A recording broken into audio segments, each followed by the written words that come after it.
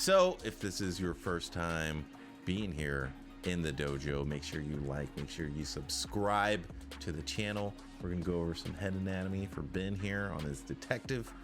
We're gonna teach you some things that you can count on always when you are sculpting any head.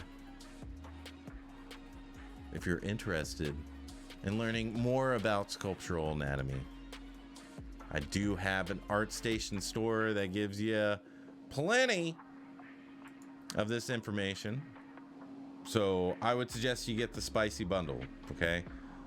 This is going to keep going up in price, right? This will never be discounted because I'm going to continuously add videos to this over the next 10 weeks. But if you get the spicy bundle, you get all the videos, all of them 5 stars, over 32 reviews of 5-star material at ArtStation. Let's talk about the face. And first thing we want to do is we want to set our orbit. Okay, so your orbit looks like that. Okay, and what we want to do is we want to have it square on its side. Okay, so boom, boom, boom. Roughly, maybe not that angular, maybe not that oblique. Okay, so that's what we want to do first. We want to set up our orbit so we know where the eye is. Okay, we're sculpting in the tarsal plates and the canthal tendon, and let's get into the superciliary arches here. We want to have the nasal bone, and then we want to have the maxilla laying right here, right? So again, we want plenty of space before we get to the nose whenever we're coming from the face, the maxilla, okay? Right there. Want to get this, so your forehead is just rolling in, okay? What we need to do is we need to really make sure that that there's a brow here, especially for men. They're going to have a more pronounced brow than females generally. Okay, so right here, right there, going up and around, and then we're going to end the malar right where the nose is, and we're going to make sure we have an oblique angle to the front of our face right here, the malar. We're going to make sure we have a nice oblique angle to it. Okay, it should be going back this way. So now we're going to get our infraorbital furrow. We're going to carry this around. We're going to go up and over and around. Okay, this superior margin of the orbit does not meet the infraorbital furrow. These are separated, and in between is going to be your canthal tendon right there. Okay, you are wrapping it around the eye correctly, but it's more of an almond eye, and I would like to see a little bit more of first, a whole lot more thickness on the eyelid. This is a very, very thin eyelid, so we want to add a bit more thickness, and that way we can get a nice shadow underneath it. Bring this up, bring this down, bring this all around. Orbicularis oculi. Yeah. All right. And then we want to get the superior tarsal plate. Okay. Whenever we're talking about measurements, the upper tarsal plate is 3:1. Okay, so we need to have this much taller. Obviously, if we're going to have skin coming over it, that's a different story, but in its measurement we want to have 3:1. Okay, right here we want to have a difference in the thickness of the tarsal plate from the superior to the inferior, so we're going to have a little bit of a fold here. Very rarely do these meet together. 9 times out of 10, the superior tarsal plate goes over the bottom one. Okay. There we go. Okay. So he's already looking better just with the eyes. Okay. So now let's finish the nose. So what you need to do is you need to dig around the nostril. Yours are really, really shallow, so don't be afraid whenever you're first starting out to be a little bit more aggressive than you think you need to be for your sculptures, because you'll spend years sculpting very gently when you can really go in there. Even with even if I'm sketching like this, you still know what I'm doing, so don't be afraid to do that. Okay, so where this is coming out for the nasal aperture, we want to start bringing it back together for the septal cartilage, which is going to disappear into this alar cartilage. Okay,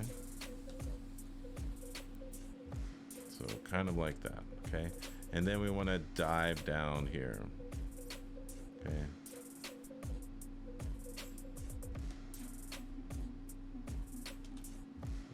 boom, boom, boom, boom, boom. Okay, that's kind of sloppy. Let's get that a little bit better. Okay, then we're going to have the nasolabial fold.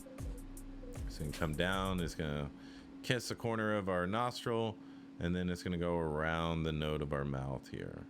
Okay, and we're going to come back. We're going to get the outside of the nasolabial, and there's thousands of different nasolabial folds. Okay, so they all, you know, are in generally the same place, but some are more pronounced than others. Okay, so alrighty.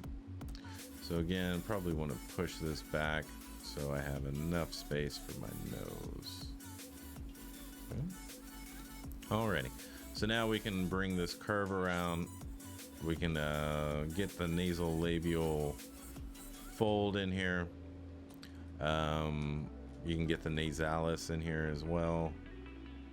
Boom, boom, boom. Right there.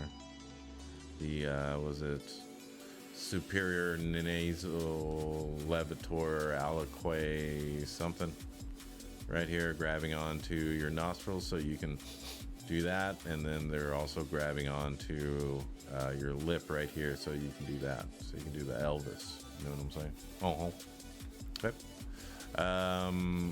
And so we can go in here and we can start adjusting things to our liking. Okay, I would say the nasal aperture is a little low, so I'm going to bring it back up here, and I'm going to get that glabella nice and high, so it's in the top 25 of the orbit for males. Okay, generally, not everybody, but generally. Okay. So something like that. And then we're gonna get, so your jawline is going back, and then it's doing that. And then it's just kind of soft right there, okay? So what we wanna do is we wanna mark it in a little bit more. We want to grab this ear and bring it back so it's a little bit more oblique, okay? So your earlobe, yeah, right here, is going to lead the ear 9 times out of 10, okay? Your jawline is always going to be in front of your earlobe, okay? So we need to mark that in. So you have the length of a jaw, angle of the jaw, and then the mandible right there, okay? And so now what we need to do is we need to connect our masseter right here. No, this earlobe down here, not the tragus right here. But thank you very much, John. Appreciate you. So we're going to get the masseter, and it's going to come down. It's going to come down kind of like a rectangle right here with an egg at the bottom, right? So most of the meat's going to be down here, and then it's going to dissipate as we go up, okay? And then we don't want to dig this in, okay? We want to be very careful because there's a parotid gland back here that creates spit for us. Okay. Alrighty. Your philtrum right here could be a little bit deeper. Boy.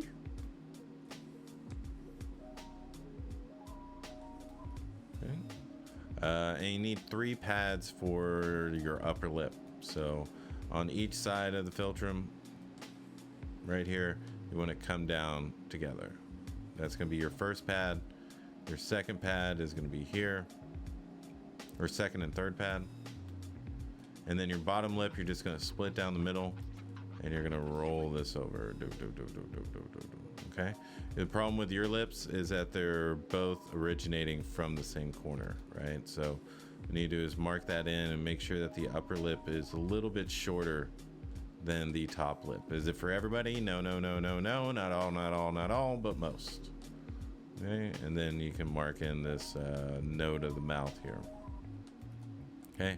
So it still feels like his lips are open. So if you grab the inflate brush, you can tap it a few times and close those lips.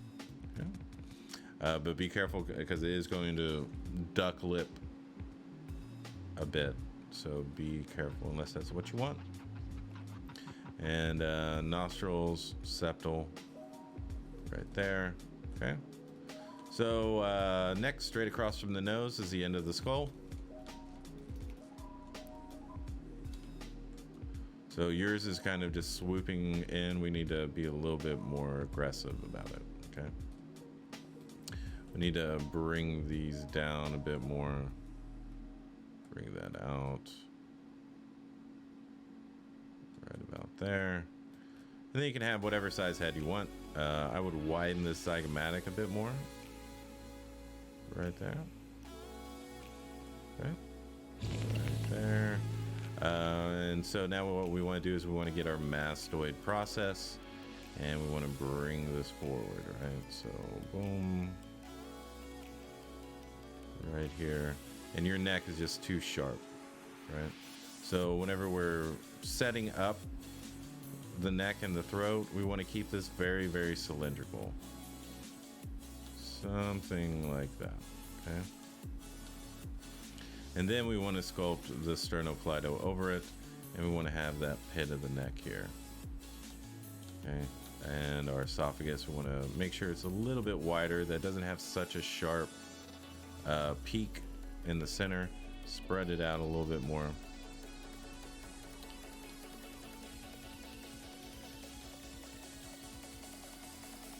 Submental fat. Bring this back. Okay, thyroid, cricoid, cartilage. I think, or it's hyoid. I think it's thyroid and cricoid. Right here. Okay. Doing that, and then your chin. I think what would help it is if you just dug in underneath the bottom lip here, and that'll give you a little bit more chance for this chin to come out, right? And then you can have your depressor muscles here, right there, right there. Chin razor, smooth it all out, all that good stuff. Okay. Then you can put in your frontal bone right here, or your forehead. And you want to do rays of sunshine. Do. Right there. Okay. And then you want to have your temporalis. So we're just going to sketch it in real quick. A little bit there. There we go. Okay. So what we have and what you gave us. So it's like that, son. Yeah. Yeah. Taking your face, rearranging,